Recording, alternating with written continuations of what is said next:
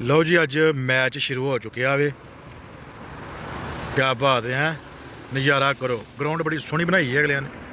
ਇਸ ਗਰਾਊਂਡ ਦੇ ਨਾਲ ਉਹ ਅੱਗੇ ਉਹ ਉੱਪਰਾਂ ਠੀਕ ਹੈ, ਉਹ ਛੋਟੀ ਗਰਾਊਂਡ ਹੈ ਬੱਚਿਆਂ ਵਾਸਤੇ। ਉਸ ਤੋਂ ਅੱਗੇ ਬੈਡਮਿੰਟਨ ਦੀ ਗਰਾਊਂਡ ਹੈ, ਉਹਦੇ ਵਿੱਚ ਬੈਡਮਿੰਟਨ ਦਾ। ਉਸ ਤੋਂ ਬਾਅਦ ਉਹਦੇ ਅੱਗੇ ਪਰਲੀ ਸਾਈਡ 'ਤੇ ਪਾਰਕ ਹੈ, ਬੜਾ ਵੱਡਾ ਬੱਚਿਆਂ ਦੇ ਝੂਲੇ ਨੇ। ਗੌਰਮੈਂਟ ਇੰਝ ਕੰਮ ਕਰਦੀ ਹੈ। ਬਹਰਹਾਲ ਮੈਚ ਸ਼ੁਰੂ ਹੋ ਗਿਆ ਅਤੇ ਰੋਨਾਲਡੋ ਕੋਈ ਨਹੀਂ ਆਇਆ ਅਤੇ ਮੈਸੀ ਵੀ ਨਹੀਂ ਆਇਆ, लेकिन आए वे ओए तबाही आए हाय हाय वेख तबाही। क्या बात गोलियो ना डिफेंडर चंगा है। ओए होए होए ओए होए होए ओए होए होए गोल है कि कोई नहीं? मैनू लगता नहीं, पेनल्टी नहीं हुई। ओए होए होए लै जा देखो जी क्या बनता है, कि टीम पहले गोल कर दी है। लो जी इस गेम के गोलकीपर तगड़ा होना चाहिए।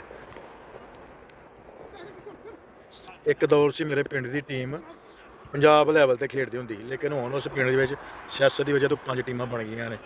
पहली टीम का नाम ही अल फैसल। बड़ा तगड़ा गेम से साडा, मशहूर से पूरे पंजाब च। बहरहाल देखो जी है वे आहा सऊदी अरब च फुटबॉल नूं बड़ी तरजीह दी जाती है।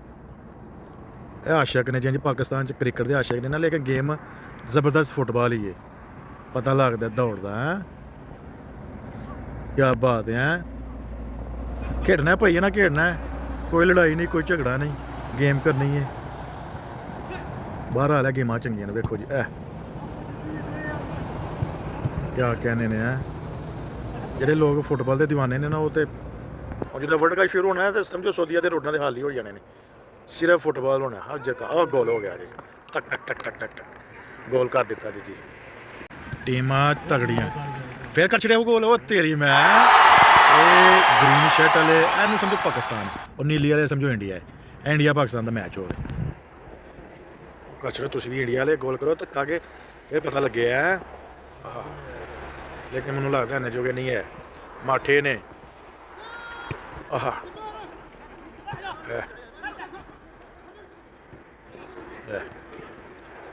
चंगी गेम है, चंगी गेम है।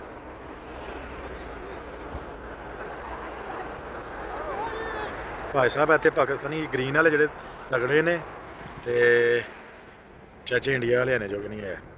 हाय हाय हाय हाय हाय हाय देखो, मुझे लगता है ग्रीन वाले जिते पे ने। 2 गोल हूँ लैवल करना बड़ा मुश्किल है। पहले 5 मिनटा की बर्तरी हासिल हो गई तो अगे की बनना है। मार दे तुम ही एक गोल चासा भी। ओहो लो जी चांस बन गया जी। हूँ यह चांस होंगे लेकिन मिस कर गए। ओहो मिस फिर छड़िया सो गोल जी। लो जी 2-1 का मुकाबला हो गया जी। गेम जी है ना मज़े की की कहते हैं जी, वो सनसनी हेज हो गई है। सनसनी हेल मुकाबला होएगा जी। हाई वोल्टेज होएगा। हूँ उन्होंने कोशिश करनी एक और गोल हो तो बराबर हो। देखो बनता क्या है, इसलिए जुड़े रहें जियो न्यूज़ के रिपोर्टर के साथ। मीन हफीज़ लाहौर बैठे ने उन्होंने चेले के नाल। ओहो खूबसूरत मैच हो रहा है, नज़ारा भी चंगा है, मौसम भी ठीक है, ना गर्मी ना सर्दी, झस वाला मौसम है। लो जी काम स्टार्ट हो गया फिर। लो जी फिर चांस बन गया जी गोल का। वेखो क्या बनता है। ओए होए ओहो बच गया जी। मैं तो क्या लै बराबर हो चला ही, लेकिन टाइम लगेगा। मैनू लगता बराबर मुंडे नीली शर्ट इंडियन टाइप तेज़ हो गए ने। लो जी ओहो लेकिन नहीं, गल नहीं बनी।